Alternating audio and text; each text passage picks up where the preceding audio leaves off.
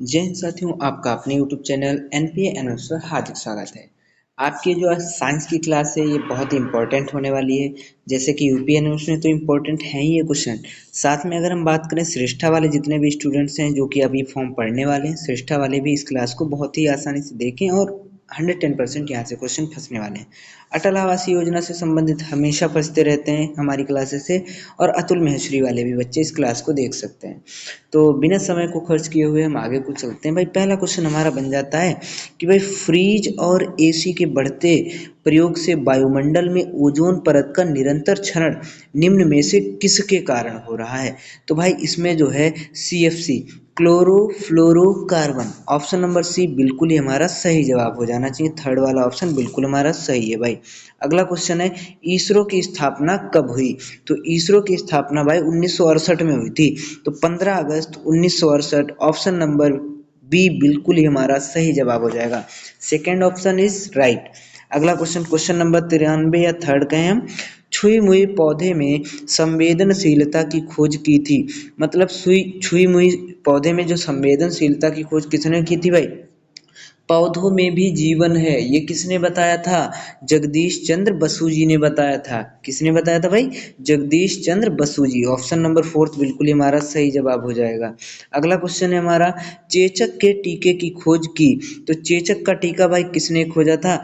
Edward Jenner. Option number fourth बिल्कुल ही हमारा सही जवाब हो जाएगा, एडवर्ड जेनर।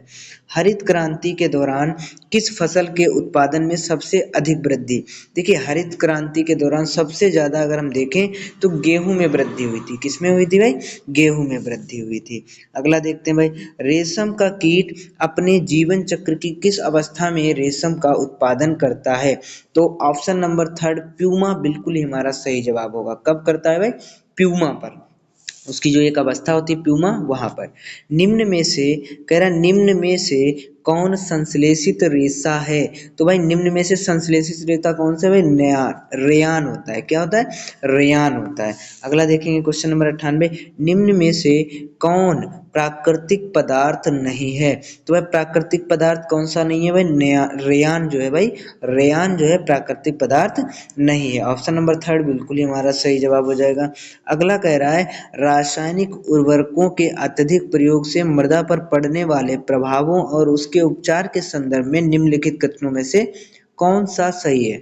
तो पहला क्या है भाई, रासायनिक उर्वरकों का प्रयोग मृदा को अम्लीय बना देता है भाई, बिल्कुल मेरे अकॉर्डिंग सही बात है।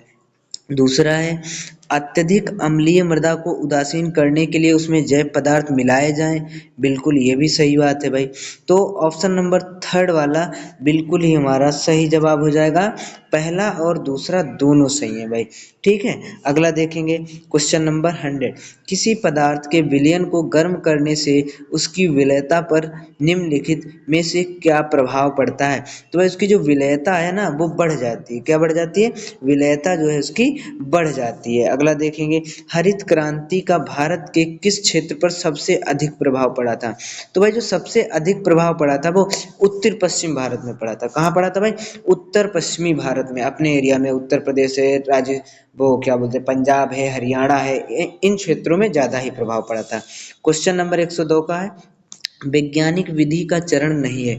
इसमें से कौन सा जो है वो वैज्ञानिक विधि का चरण नहीं है। जिज्ञासा बिल्कुल वैज्ञानिक रूप से माना है, जिज्ञासा होती है ना इसमें सीखने की। ठीक है। परीक्षण ये भी, निरीक्षण ये भी। सिद्धांत जो है भाई ये नहीं है। सिद्धांत ऑप्शन नंबर बी बिल्कुल ही हमारा सही हो जाएगा। निम्न में से किसकी प्रकृति संगामी है, समांगी है। किसकी प्रकृति समांगी है। तो भाई बर्फ, बिल्कुल सही बात है। लकड़ी और मिट्टी मेरे अकॉर्डिंग नहीं भाई, लकड़ी और मिट्टी नहीं। वायु बिल्कुल, बर्फ और वायु। ऑप्शन नंबर थर्ड वाला बिल्कुल हमारा सही हो जाएगा। ऑप्शन नंबर थर्ड वाला बिल्कुल ही हमारा सही हो जाएगा भाई। अगला देखते हैं क्वेश्चन नंबर 104, निम्न में से यौगिक नहीं है। यौगिक कौन सा नहीं है भाई। देखो खाने का नमक ये भी यौगिक है, प्लास्टर ऑफ पेरिस ये भी यौगिक है, चीनी ये भी यौगिक है। हीरा आपका यौगिक नहीं है। हीरा एक तत्व है, राइट। हीरा आपका यौगिक नहीं है। ठीक है। तो ऑप्शन नंबर थर्ड बिल्कुल ही हमारा सही जवाब हो जाएगा। गैसों की सार्वत्रिक विलायक जल में विलयता ताप वृद्धि के साथ क्या होती है भाई। बढ़ती है, अपरिवर्तित रहती है, पहले कम होती है फिर बढ़ती है, कम हो जाती है? तो भाई कम होती जाती है। ऑप्शन नंबर डी वाला बिल्कुल ही हमारा सही होना चाहिए। क्वेश्चन नंबर 106 देखेंगे, कह रहा है सिंचाई के परंपरागत साधन हैं कौन से? ढेकुली, रहट या दोनों? तो भाई सिंचाई के तो दोनों हैं, ढेकुली भी पहले सिंचाई और रहट भी, दोनों से सिंचाई हुआ करती थी। फिलहाल इस टाइम जो है इनसे सिंचाई नहीं होती है। अब तो भाई समरसेबल लग चुके हैं, टेबुल हैं। खाना बनाने वाली गैस जिसे संक्षिप्त रूप में एलपीजी कहते हैं, मुख्य अवयव होते हैं। इसमें जो मुख्य होता है भाई वो कौन सा होता है? तो मैं कहूँगा प्रोपेन भी होता है, ब्यूटेन भी होता है, एथेन नहीं होता है। ऑप्शन नंबर डी बिल्कुल ही हमारा सही जवाब हो जाएगा।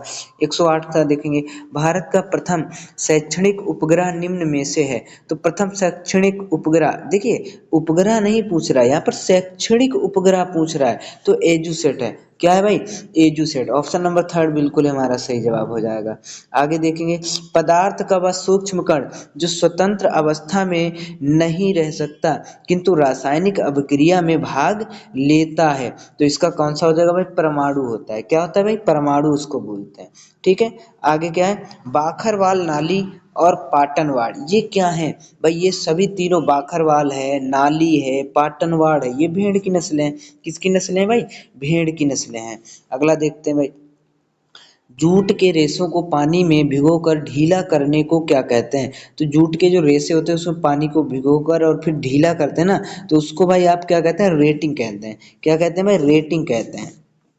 अगला देखेंगे, नस्ली भेड़ों को जन्म देने के लिए जनक के रूप में अच्छी भेड़ के चयन की प्रक्रिया क्या कहलाती है? तो वर्णात्मक प्रजनन कहलाता है। क्या कहलाता है भाई? वर्णात्मक प्रजनन कहलाता है। वर्णात्मक, वर्णात्मक नहीं, वर्णात्मक होता है, राइट। अगला देखेंगे, क्वेश्चन नंबर 113, भेड़ के बालों से चिकनाई, धूल और गर्त निकालने को क्या कहा जाता है? तो भाई इसमें अभिमार्जन किया जाता है। क्या किया जाता है? इसको अभिमार्जन किया जाता है। ठीक है, आगे देखेंगे, भेड़ के बालों के को ऊन के धागों के रूप में बदलना क्या कहलाता है? तो क्या कहलाता है? ऊन का संसाधन कहलाता है। क्या कहलाता है? ऊन का संसाधन करना।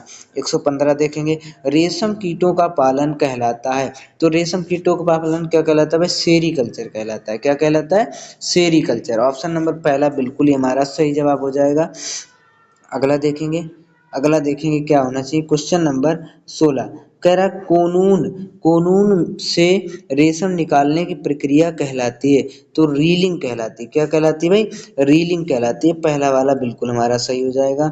रेशम कीट के जीवन चक्र में कौन सर्वाधिक भोजन करता है? तो सबसे ज़्यादा जो लार्वा होता है ना, सबसे ज़्यादा जो होता है ना, लार्वा भोजन करता है। ठीक है, 118 का देखें, रेशम कीट का पालन मुख्यतः होता है। तो रेशम कीट का जो पालन होता है मुख्यतः कहाँ पे किया जाता है? ये तो आप सभी को पता होगा, शहतूत की पत्तियों पर, बिल्कुल सही है। लेकिन अरंडी की पत्ती, मतलब जो अंडी होता है ना, ओक की पत्ती, फिलहाल ये चारों सही, मतलब तीनों सही है भाई, ये तीनों सही हैं। तो ऑप्शन नंबर डी वाला बिल्कुल हमारा सही है। शहतूत की पत्तियों पे तो ज़्यादा ही किया जाता है, लेकिन अरंडी की पत्ती और ओक की पत्ती, इन पे भी किया जाता है भाई। क्वेश्चन नंबर 119, फ्लैक्स, अलसी या तीसी पौधे के किस भाग से प्राप्त होते हैं? तो भाई ये बीज से प्राप्त होते हैं। किससे प्राप्त होते हैं भाई? फ्लैक्स जो है इनके बीज से प्राप्त होता है। रेशम का धागा मुख्यतः किस प्रोटीन से बना होता है? तो किस प्रोटीन से? Fibroin, fibroin. कौन सी प्रोटीन होती है भाई? फाइब्रोइन। केरेटिन जो नाखूनों में प्रोटीन पाया जाता है, बालों में पाया जाता है, ये केरोटीन होता है। ठीक है, आगे देखेंगे, 121, शहतूत की पत्तियां किस रेशम कीट का मुख्य भोजन होती हैं? तो शहतूत की पत्तियां जो होती हैं, बॉम्बेक्स मोरी कीट होता है, बॉम्बेक्स मोरी कीट होता है ना, उसका मुख्य भोजन होती है। ठीक है, क्वेश्चन नंबर 122 का देखेंगे, बुनाई से पहले ऊन के रेशों को सीधा करने और गांठों को हटाने की प्रक्रिया क्या कहलाती है? तो भाई ये कंघी करना होता है। उसको कंघी करते हैं, बार बार कंघी करते रहते हैं, तो उसके जो बाल होते हैं बिल्कुल सीधे हो जाते हैं और गांठ जो होती है बीच में लगी होती है वो भी सही हो जाती है। ठीक है, क्वेश्चन नंबर 123, भेड़ के शरीर से ऊन उतारने की प्रक्रिया को क्या, जो भेड़ के ऊपर से जो ऊन, मतलब जो उसके बाल होते हैं वो निकाले जाते हैं, उसको क्या कहा जाता है? तो उसको कतरन करना कहा जाता है। क्या करते हैं? उसके बाल को जो काटने हैं ना, कतरन कहा जाता है। ठीक है, क्वेश्चन नंबर 124 देखेंगे, भारत का पहला मंगलयान मिशन किस वर्ष लॉन्च किया गया था? तो ये भाई जो आपका किस वर्ष लॉन्च किया गया था, एक वो 100, मतलब 2014, बिल्कुल 2014 में लॉन्च किया गया था। कब किया गया था भाई? भारत का पहला मंगलयान मिशन, बिल्कुल 2014, ऑप्शन नंबर थर्ड बिल्कुल ही हमारा सही जवाब होना चाहिए भाई। Very good. नोबेल पुरस्कार विजेता सीवी रमन ने किस क्षेत्र में महत्वपूर्ण योगदान दिया था? तो भाई प्रकाश का परिकीर्णन, किसमें? प्रकाश का परिकीर्णन, इसके लिए इनको भाई नोबेल पुरस्कार भी मिला था। ये और नोबेल पुरस्कार इनको कब मिला था, ये क्वेश्चन आपको कमेंट में करना है, राइट। सभी को आज क्या कमेंट करना है कि सीवी रमन जी को नोबेल पुरस्कार कब मिला था, डायरेक्टली आपको कमेंट करना है। मिलते हैं आपको एक नेक्स्ट वीडियो में, ठीक है भाई, धन्यवाद।